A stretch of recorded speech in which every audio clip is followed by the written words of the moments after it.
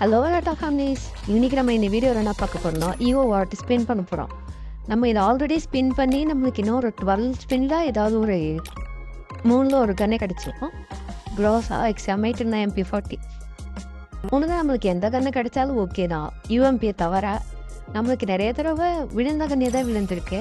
ஈவோவோட spin பண்ணுறபடி costing change பண்ணிக்கலாம். அவங்க change பண்ணி வச்சு இப்போ ஸ்பின் பண்ணி பார்ப்போம். ஃபஸ்ட்டு 20 டைமண்ட் ஸ்பின் பண்ணி பார்க்கலாம். சூப்பர். இப்போ ஒரு 200 டைமண்ட் ஸ்பின் பண்ணி பார்ப்போம். நமக்கு யூஎம்பி தவிர்த்து வேறு எது இருந்தாலும் ஹாப்பி தான். XM8 வந்துருக்கு. சூப்பர்.